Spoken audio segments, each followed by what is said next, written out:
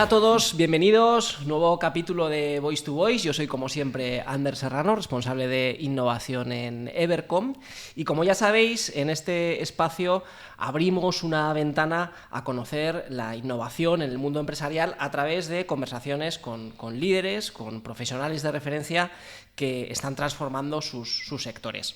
Hoy tengo la suerte, el placer de conversar con un invitado que tiene mucha capacidad de llegada e influencia en el mundo empresarial y en la consultoría estratégica. Voy a hacer un brevísimo resumen de su currículum porque nos podríamos tirar todo el podcast hablando de ello. Es licenciado en Ciencias Económicas y Empresariales por CUNEF y en Derecho. Durante casi 30 años ha dirigido la APD, la Asociación para el Progreso de la Dirección, participando en esa expansión de la asociación en 15 comunidades autónomas y hasta 6 países. Desde noviembre de 2024 es director general de la Fundación Conexus Madrid Comunidad Valenciana, que fortalece lazos económicos, sociales y culturales entre ambas regiones. Forma también parte del Consejo Asesor de SAP, la multinacional alemana de productos informáticos de gestión empresarial.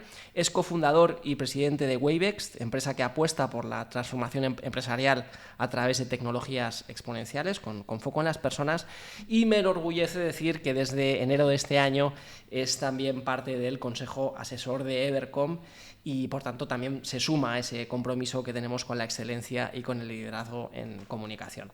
Desde luego una carrera espectacular, con un ejemplo de liderazgo y visión transformadora. Por tanto, es un orgullo darte la bienvenida. Enrique Sánchez de León, bienvenido al podcast, a Voice to Voice. ¿Cómo estás? Muchas gracias, Ander. La verdad que un placer estar aquí y un honor haberme incorporado a vuestra empresa, a Evercom, con unas ganas locas de aprender y de intentar aportar todo lo que pueda a esta estupenda compañía, que no lo has dicho, por cierto, y hay que decirlo todo, es de las 50 mejores agencias de marketing que hay en Europa. O sea que todas esas cosas hay que decirlas. Muchas gracias. Está más bonito que lo digas tú a que lo diga por yo. Eso lo digo.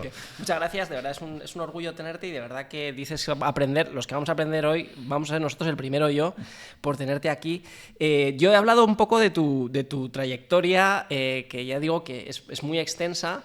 Tienes mucha experiencia en comités de dirección, has estado muy cerca también de directivos, pero me gustaría que más allá del currículum seas tú quien nos diga quién es Enrique Sánchez de León, por contextualizar un poco a la audiencia.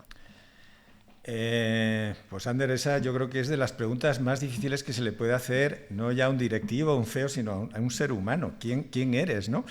Pues yo creo que todos nos debatimos entre, dicen los psicólogos, los filósofos, entre 3 tipos de percepciones, ¿no?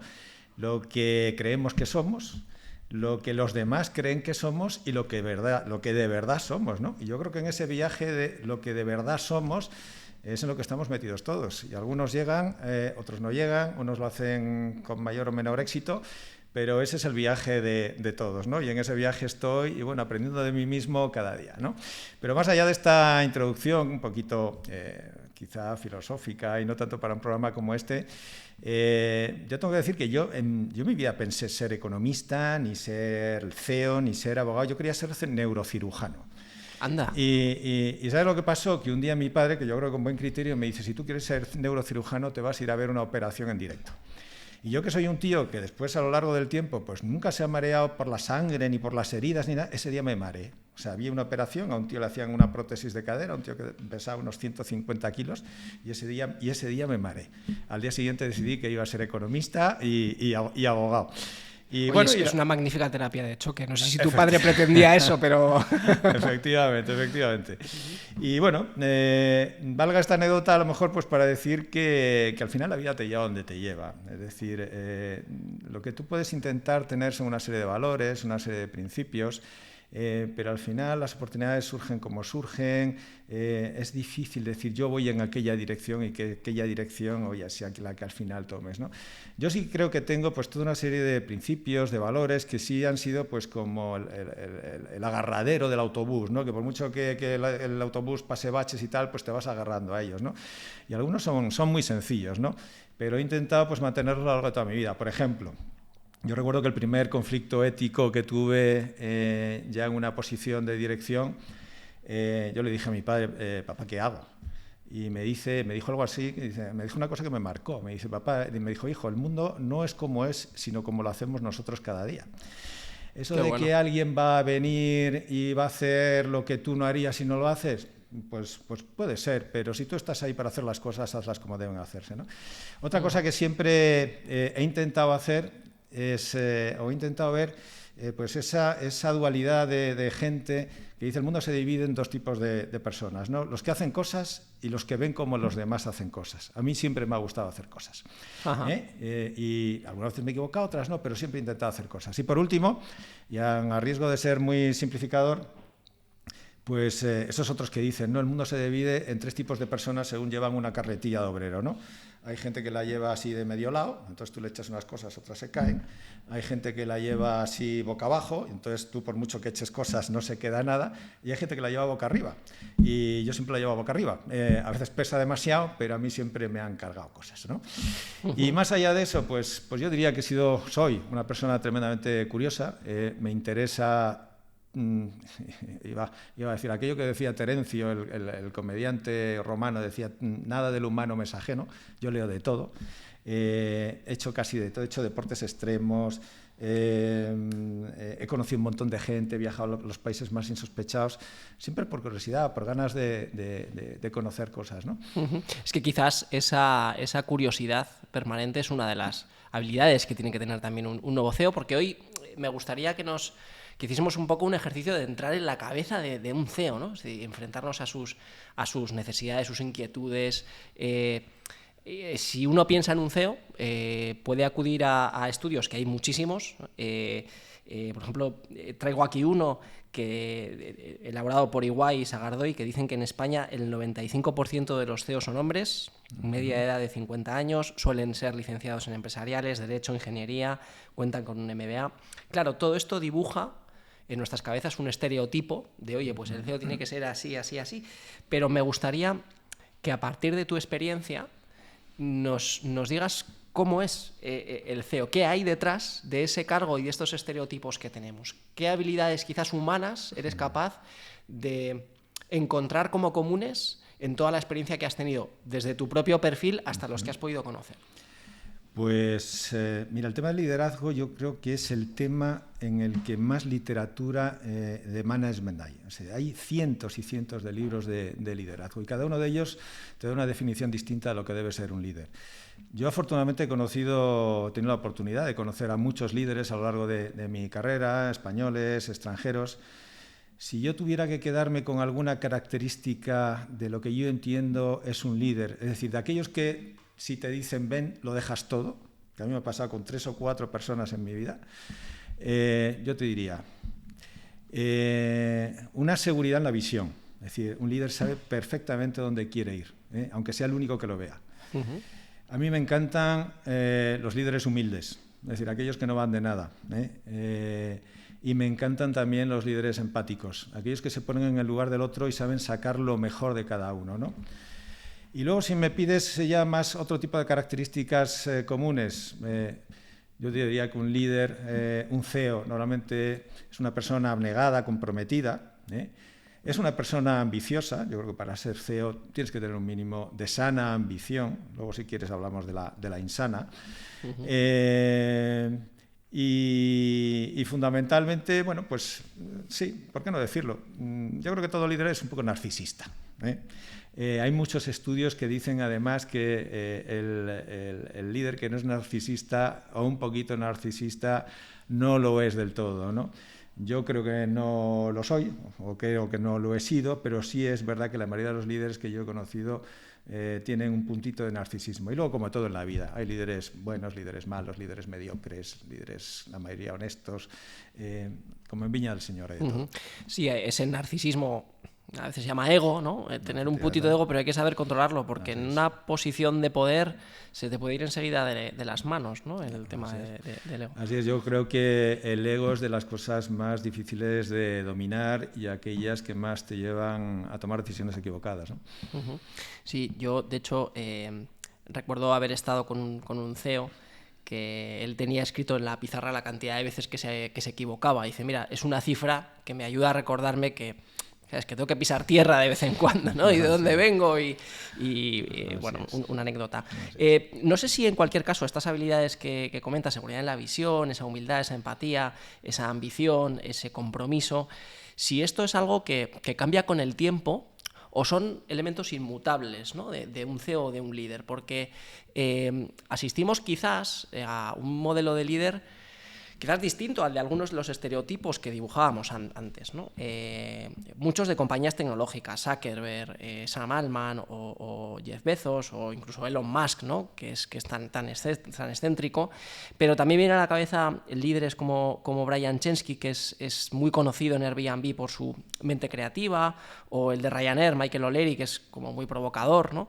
No sé si a lo mejor estamos en un momento en el que hay ciertas habilidades técnicas que están prevaleciendo o ciertas habilidades de, ¿cómo decirlo?, carisma que a lo mejor están sustituyendo a otras técnicas. O no sé, o simplemente siempre ha habido CEOs de todo tipo y lo que pasa es que ahora están más expuestos que nunca. Sí, yo creo que evidentemente los tiempos cambian y la manera de ejercer el liderazgo cambia, ¿no? Pero según hablabas, yo me estaba acordando de una frase de Peter Drucker, que es el gurú del management, ¿no? Para todos los que hemos estudiado económicas o empresariales, ¿no? Peter Drucker decía que un líder no es otra cosa que aquel al que siguen los demás. Lo que pasa es que con todo lo fan que yo soy de Peter Drucker, esa es la única definición que me parece incompleta de todas las que dio Peter Drucker. Porque si así fuera, si un líder es solamente aquel al que siguen los demás, Hitler o Mao o Stalin hubieran sido unos fantásticos líderes. Yo creo que al liderazgo le hace falta más cosas, le hace falta una capa ética y últimamente le están viniendo pues otras capas que son necesarias para el tiempo que vivimos, ¿no? Por ejemplo, oye, pues un líder ahora es mucho más humanista que lo era antes, las estructuras son más planas y por tanto tiene que estar más cerca de la gente. Un líder ahora es mucho más comunicativo, un líder ahora es mucho más consciente de su reputación porque al final es consciente de que su propia reputación es la reputación de la empresa. Un líder es mucho más flexible de lo que era antes. ¿Por qué? Porque las cosas cambian muchísimo más rápido de lo que cambiaban antes y de adaptarse de una manera distinta y más acelerada. Un líder ahora mismo es mucho más consciente de lo que era antes, de que tiene que formarse para toda la vida. Ya no es suficiente con la carrera que hizo o el máster que hizo. Las cosas cambian tan rápido que es necesario estar formándose permanentemente. O sea que sí, las características del líder van cambiando. O sea que tiene que ser, además de todo lo que hemos dicho antes, ético, humanista, más comunicativo, cuidar su reputación, formarse. O sea que casi que ser líder es ser un superhéroe. Esto es casi misión imposible, Enrique.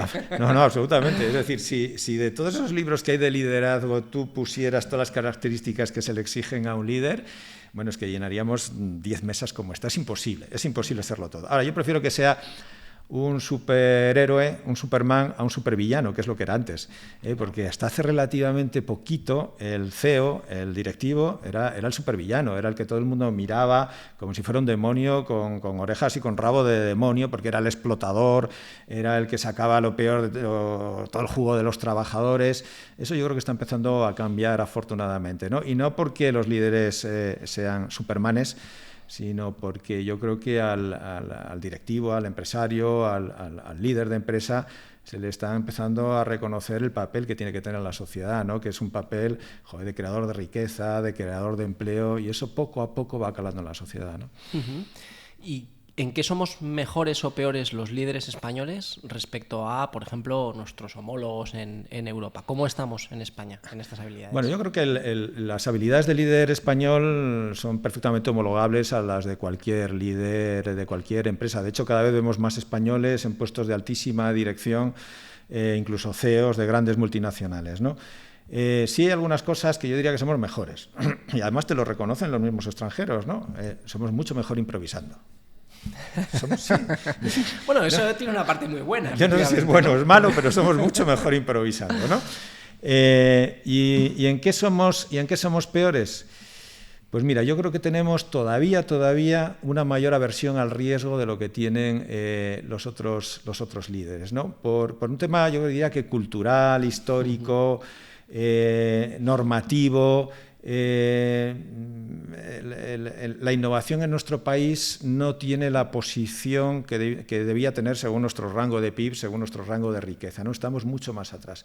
Y yo creo que eso es fundamentalmente una aversión al riesgo, Y luego, otra cosa que es, somos mucho más vergonzosos que los demás. O sea, tú vas a cualquier coloquio, cualquier evento, cualquier reunión, el que menos habla es el español, casi siempre. El que menos pregunta es el español. ¿Por qué? Porque tiene una especie de sentido del ridículo, un sentido de la vergüenza, que es un poco absurdo, que no sucede, por ejemplo, con los latinos, con los latinoamericanos, que son los primeros que hablan, que te cuentan, que exponen, que no sé qué. Yo creo que de esos dos temas, la aversión al riesgo y un poquito la vergüenza es lo que más nos distingue en sentido negativo, ¿no? Fíjate, yo creo que ahí hay dos cosas. Por un lado, efectivamente, culturalmente, no estamos tan acostumbrados a elementos tan básicos en la cultura anglosajona como es hablar en público, por ejemplo, ¿no? Las clases en Estados Unidos son, oye, tú presentas en clase y la gente está muy habituada. Y luego creo que hay otro que es un poco esa sensación de, oye, no quiero darme importancia, ¿no? Que también le persigue un poco al directivo español. Tenemos directivos en España que tampoco se dan mucho a conocer. Y eso también quizás ha demonizado un poco la figura del directivo, ¿no? Existe una figura del directivo que no se le ve, entonces no se le conoce a nivel humano. Se podría hacer más esfuerzos también para humanizar esa figura, ¿no? Sin duda, es que es tremendo el sentido del ridículo que tenemos en general, ¿no? Y a los directivos, ¿no?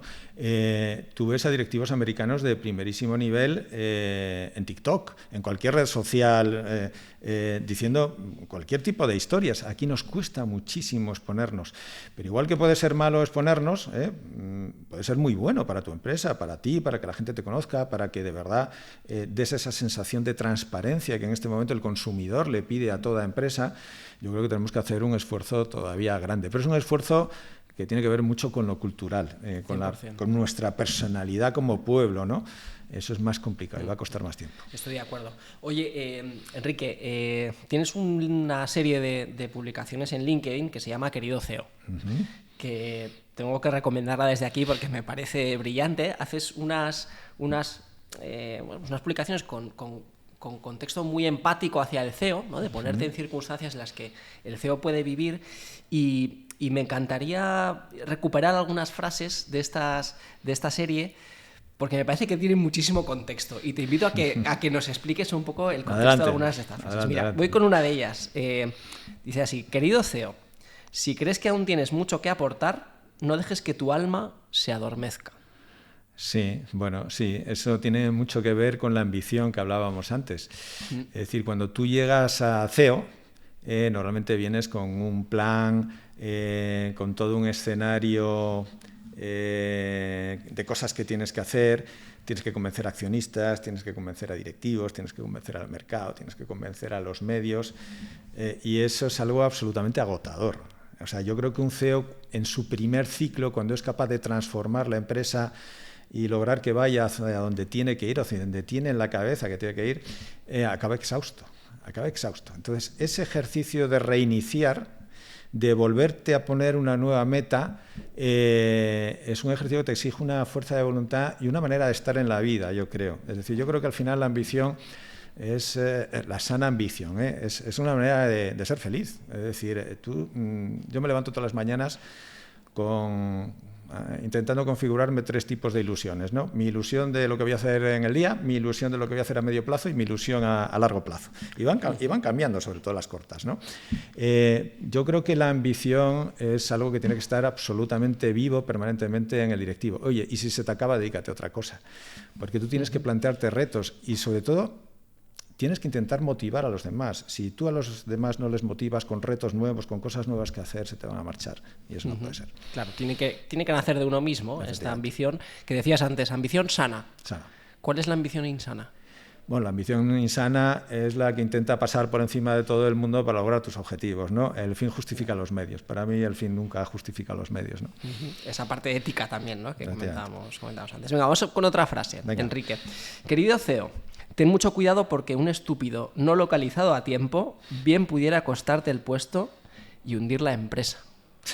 Siempre hay estúpidos alrededor de un CEO. El titular era ¿cuántos imbéciles tienes a tu alrededor? Bueno, es que yo no sé, pero lo hablo con muchos amigos, con mucha gente, y cada vez más gente tiene la sensación de que hay más estúpidos a nuestro alrededor. Yo no sé si... Hay un escritor italiano, un periodista que es muy divertido, que se llama Pino Angio, que decía que la inteligencia es un gen recesivo. Pero es más, es que hay estudios cada vez de mayor número de universidades en muy distintos países que dice que el coeficiente de inteligencia está tendiendo a reducir. Está involucionando. Está involucionando, ¿no? Yo no sé si es verdad o no, pero lo que sí es verdad es que un imbécil te puede destrozar la empresa y puede destrozar tu carrera. Lo que pasa es con la imbecilidad, me parece que era Voltaire el que lo decía, ¿no? Que es una enfermedad muy extraña, ¿no? Porque la sufre el que está alrededor y no el enfermo, ¿no? Y luego hay un historiador italiano que a mí me encanta, que se llama Carlo Cipolla, que tiene un librito fantástico que yo recomiendo siempre, que se llama Allegro ma non troppo, ¿no? Y tiene ahí un ensayo sobre la imbecilidad. Y él establece unas reglas sobre lo que es la imbecilidad humana, ¿no? Y dice que eso se produce siempre, ¿no? Y una de las que dice que es que la imbecilidad, dice, es independiente de cualquier otro atributo de la personalidad de los que te rodean. Es decir, tú no puedes identificar un imbécil por cómo va vestido, o si es del Madrid o del Atleti, o le gusta los muslos de pollo, o le gusta no sé qué. Es muy difícil identificar a un imbécil, ¿no? Pero un imbécil te puede destruir la empresa si no tienes mucho cuidado y puede destruir tu carrera, ¿no? ¿Y cómo se identifica entonces un imbécil? Pues es, yo te diría casi que es prueba y error. Y el error, yo lo he cometido en alguna ocasión y lo reconozco, es dar más oportunidades de las que se merecen, ¿no? Ya, porque a veces intentas darle a esa persona más, claro, para ver si... ¿no? Efectivamente, efectivamente. Vamos con más frases. Venga. Querido CEO, cuando alguien se te presente diciendo yo soy una persona auténtica, desconfía, porque probablemente lo que está pensando es yo soy o quiero ser una persona diferente. Y el problema es que la mayoría de la gente no sabe ser original ni cuando se equivoca. Esta me parece brillante. Así es. Confundimos autenticidad con originalidad. Sí. Bueno, es que yo creo, y además lo creo firmemente, que tenemos ahora mismo una epidemia de autenticidad. Todo el mundo quiere ser auténtico. Todo el mundo quiere hacer viajes auténticos, todo el mundo quiere comer comida auténtica, todo el mundo quiere estar en redes sociales y aparecer como es de forma supuestamente auténtica. Y es que se está confundiendo la autenticidad con la originalidad. Es decir, no tiene nada que ver. Y sobre todo no tiene nada que ver por una cosa, porque la autenticidad tiene mucho que ver con aquello que decíamos al principio, que es el proceso de conocerse a uno mismo. Y el proceso de conocerse a uno mismo es un proceso que exige mucho esfuerzo y en algunos casos sufrimiento, porque cuando tú empiezas a conocerte hay cosas que evidentemente no te van a gustar. Y eso, pues para una persona que solamente le mueve la originalidad, pues eso de esforzarse, eso de sufrir, pues no le gusta mucho, ¿no? Entonces todos queremos ser distintos, pues porque ahora mismo pues estamos en un mundo de masas, en un mundo de... todos intentamos diferenciarnos de alguna manera, ser un poquito distintos del demás y que se nos reconozca. Y eso no tiene nada que ver con la autenticidad, ¿no? Yo intento huir mucho de aquellos que dicen eso. Y luego además me estoy acordando, antes hablábamos un poquito de la creatividad, ¿no? Me estaba acordando de una cosa que dice el filósofo español José Antonio Marina. José Antonio Marina habla de creatividad y entonces él hace referencia a los griegos y dice, hay una diosa griega que se llamaba Mnemósine, que era la diosa de la memoria, que era la madre de las musas. Las musas eran las diosas de las artes, de la pintura, de la música, de tal, las diosas de la creatividad en general. Con lo cual, dice Marina, que lo que te están diciendo los griegos es que a ti solo se te ocurren muchas cosas si has vivido muchas cosas, si eres capaz de recordar muchas cosas que has vivido, ¿no? Entonces yo cuando me viene alguien y me dice, no, yo es que soy muy creativo, yo lo primero que le pregunto es, ¿cuántas cosas has hecho? ¿En qué medios te has movido? ¿Dónde has viajado? ¿Qué cosas distintas, ¿no? Si no, no me creo que sea creativo. Está claro que la base de la creatividad es la cultura, es el conocimiento, sin duda. Absolutamente. Sí. Vamos a otra frase. Venga. Un poquito más filosófica, pero muy bonita también. Tendemos a creer que a quien damos reconocimiento en algún momento nos mostrará gratitud y correspondencia, y pocas veces es así. Que está mal visto que un colaborador, un empleado muestre gratitud a su CEO. Es como que nos choca, ¿no? Estoy haciéndole la pelota a mi CEO si le estoy dando mucho reconocimiento, ¿no? Sí. Sí. ¿Por qué no pasa esto? Es una pena que no pase, ¿no? Sí, el tema de los pelotas es un tema muy, muy incrustado también en nuestra forma de ser, en nuestra cultura mediterránea. No sé exactamente por qué, Pero a mí el tema del reconocimiento es un tema sobre el que he leído mucho, me ha gustado mucho investigar. Yo creo que el reconocimiento, y hay muchos estudios de management que así lo dicen, es a menudo mucho más importante que el propio salario, ¿no? Es lo que se llama el salario emocional, ¿no? Si no te reconocen tu esfuerzo, algo te falta, ¿no? Pero el problema que nos está sucediendo, mira, volviendo a los griegos, antes los únicos que pedían reconocimiento en la antigua Grecia eran los soldados que se iban al frente y que arriesgaban su propia vida, que era lo más valioso que tenía el ser humano. Oye, yo arriesgo mi propia vida, reconóceme que estoy arriesgando lo más valioso que tengo. Ahora el reconocimiento te lo pide Toparropichichi. Reconóceme porque soy distinto, reconóceme porque he hecho tal cosa y reconóceme. No. Yo creo que el reconocimiento es algo que hay que dar en justas dosis, ¿no? No debes ni darlo en demasía ni otorgarlo demasiado poco, ¿no?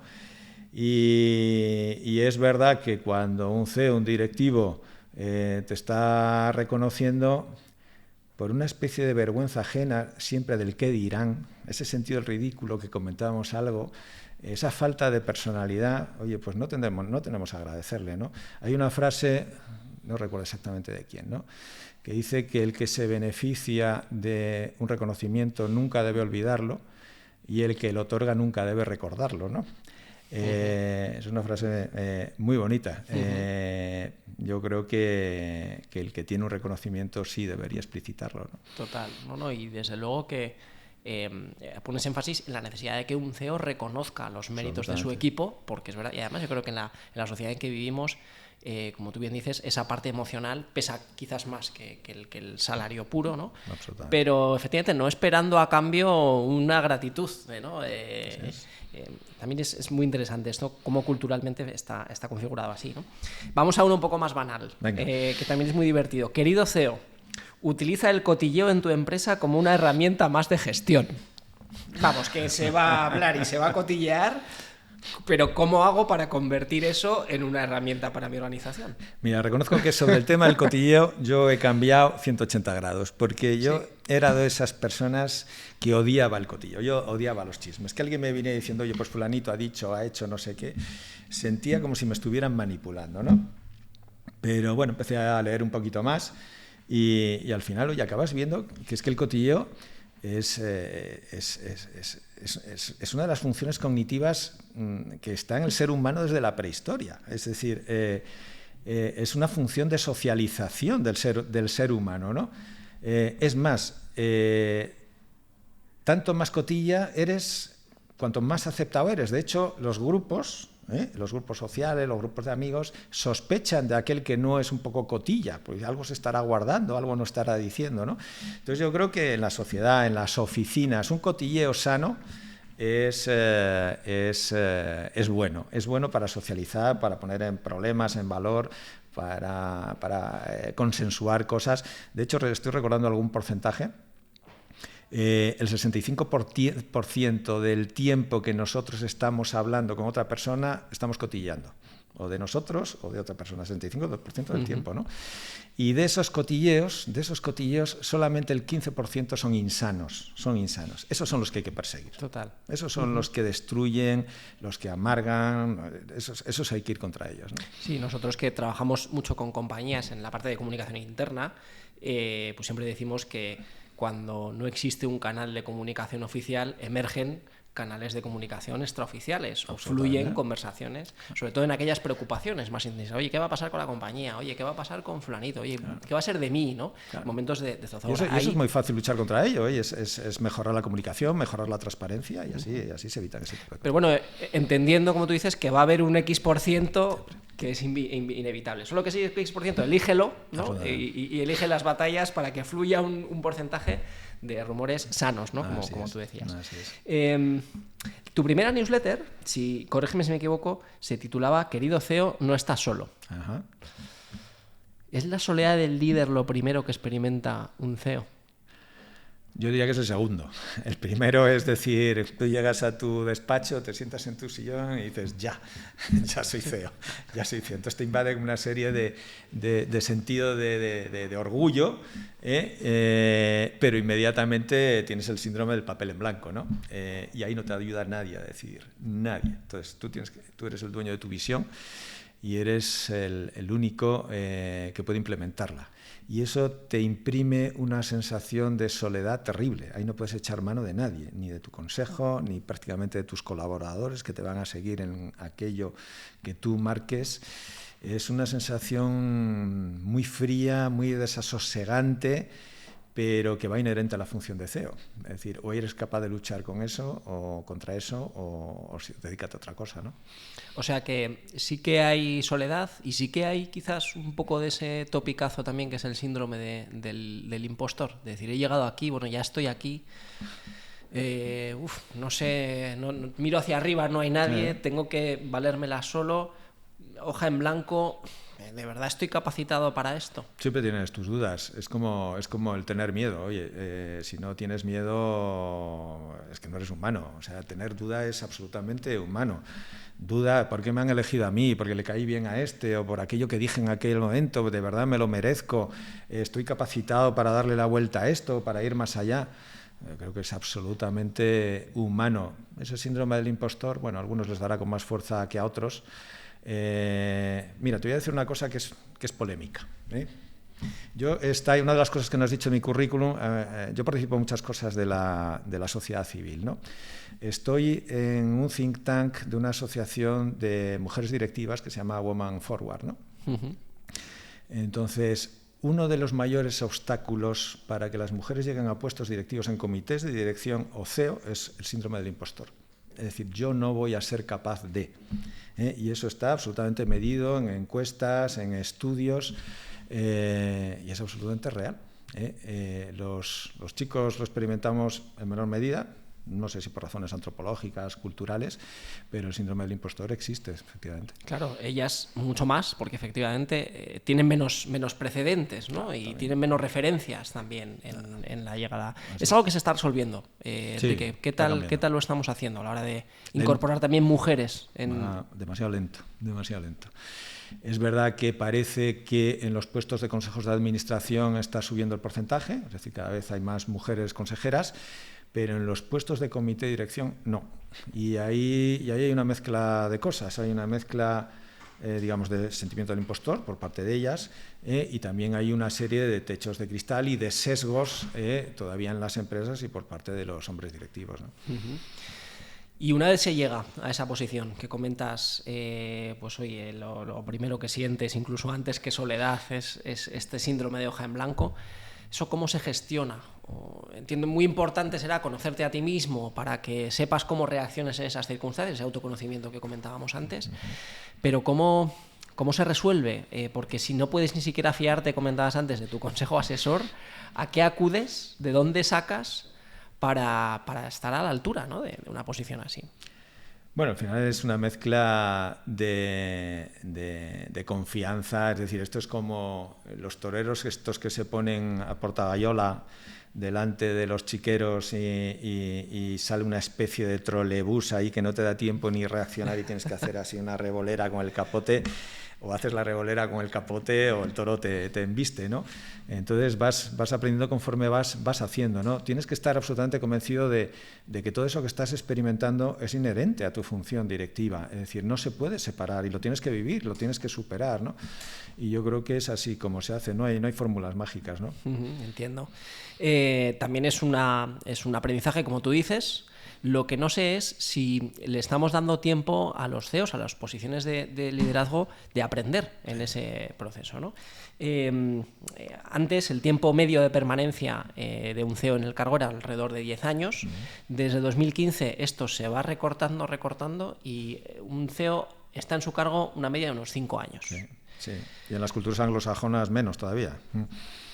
Claro, ¿le da tiempo realmente a un CEO de implementar en la compañía los cambios que se esperan de esa posición en 5 años? Oye, o es parte de la vida, en que todo va más rápido y tienes que implementar cambios rápido. Es parte del juego que tienes que asumir. Por eso hablábamos antes del tema de la ambición renovada, ¿no? Es decir, tú cuando acabas ese ciclo de 3-5 años en el que le has dado la vuelta a la compañía o has llegado a tu objetivo, si no eres capaz de volver a ponerte un reto y convencer a los otros de que ese reto pueden aspirar a ello, mejor márchate, ¿no? Entonces, eso lo ven los consejos de administración, lo ven los accionistas, ¿no? Pero es verdad que es demasiado poco tiempo. 3 años, 5 años es muy poco tiempo para cambiar no ya una cuenta de resultados ni una posición estratégica, sino una cultura de compañía, ¿no? Volviendo a Peter Drucker me parece que era el que decía que no hay que confundir estrategia y cultura, ¿no? Que la cultura se come a la estrategia para desayunar. Es decir, tú puedes tener la mejor estrategia del mundo, diseñada por algún consultor súper experto o no, pero si no eres capaz de cambiar la cultura, no te va a servir de nada. Y cambiar una cultura cuesta mucho, no se hace solo en 2-3 años. Desde luego. Y una cultura además empresarial en la que ahora han influido muchísimo las nuevas generaciones, la generación Z. Me sorprende mucho cómo es una generación que ha sido capaz de influir mucho en los hábitos de trabajo, ¿no? El teletrabajo, la vestimenta, la ruptura de ciertas jerarquías, ¿no? Conciben el trabajo de manera mucho más horizontal, ¿no? También por ese teletrabajo, ¿no? Claro, aquí me viene a la cabeza el reto que tiene un CEO a la hora de conectar con estos perfiles, ¿no? Por un lado, estos perfiles identifican la jerarquía como algo menos relevante y por tanto pueden empatizar también menos con un CEO que hemos visto antes, que la media edad está alrededor de los 50 años, ¿no? ¿Cómo hace un CEO para ganarse a estos perfiles con estas nuevas culturas, con estas nuevas expectativas y con esta posible pérdida también de autoridad? Aquí hay un reto también para este perfil de CEO, ¿no? Bueno, es que yo creo que la labor del CEO se está haciendo muy compleja, sobre todo en lo que es la gestión de personas, ya no la generación Z, los millennials, ¿no? Es que un CEO ahora, me decía alguien el otro día, dice, tiene que gestionar 4 generaciones. 3 la tienes en la cabeza, los 60, los 40 y los 20 y tantos. Pero hay una cuarta que son las máquinas, me decía. Esa es otra generación, ¿no? Y cada una de esas generaciones tiene problemáticas distintas, ambiciones distintas, formas de estar en la vida distintas, y un CEO tiene que gestionar todas ellas. Sí es cierto que las nuevas generaciones le están dando un nuevo barniz, digamos, a las empresas de la gestión de personas, ¿no? Yo lo que, sin embargo, sí creo es que hemos tenido, como el típico movimiento pendular, un extremo y ahora estamos volviendo, pues quizás un poquito más al fiel del extremo, ¿no? Por ejemplo, estabas tú citando el tema del teletrabajo. Sí, es verdad que el teletrabajo está genial, oye, está muy bien, sobre todo si además lo puedes hacer desde casa. Pero también está comprobado, oye, que cuanto más teletrabajas, más complicado es crear una cultura de empresa, más complicado es la innovación. Entonces hay que lograr un término medio. De hecho, las grandes empresas tecnológicas americanas, que fueron las que primero se fueron a teletrabajar, y ya no digo en pandemia, sino incluso antes, están volviendo a traer a su gente. ¿Por qué? Porque se pierde esa cultura, todas esas cosas que se crean estando juntos, ¿no? Entonces es verdad que ha habido mucho cambio, pero es verdad que los extremos al final no son buenos y todo tiene que equilibrarse, ¿no? Esto también querrá decir que los CEOs del futuro, los que ahora son millennials o Z, pues también tendrán otras maneras de liderar y dirigir, que son generaciones también muy preparadas, no sé si más o menos, pero ¿cómo crees que esto va a hacer evolucionar también a las organizaciones, teniendo en cuenta cómo serán también esos perfiles que van a dirigirlas el día de mañana? El problema que tienen las organizaciones ya no es un tema solamente de CEOs, de generación Z, de millennials, es que el talento es cada vez más escaso. Además ha ocurrido una cosa que es con el boom tecnológico, la revolución tecnológica que estamos viviendo, los que mejor evidentemente pues, están consiguiendo asimilarla, implementarla, son las generaciones más jóvenes, ¿no?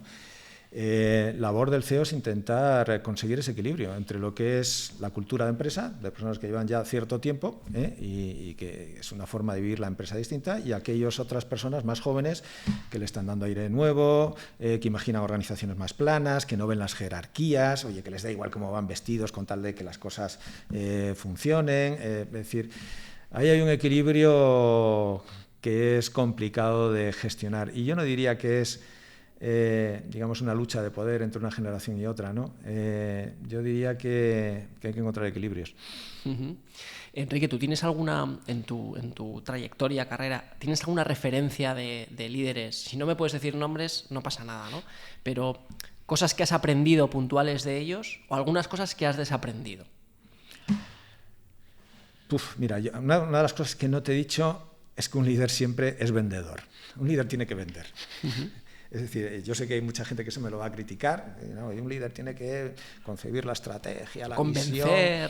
Pero yo tuve la suerte de estar un par de veces en una comida con Bill Gates. Bill Gates es un tío tímido a más no poder. Pero Bill Gates, si te quiere vender la Cibeles y tú estás al lado, te la vende. Y además, si te dices, y luego te vienes conmigo y nos vamos a gastar por ahí los cuartos de la venta, y te vas con él donde sea. O sea, hay gente, eso lo son mucho los americanos son sobre todo vendedores, son negociantes. Yo creo que eso nos falta un poquito a los europeos, ¿no? Yo me quedaría con esa faceta que no es tan europea, que es más americana. Y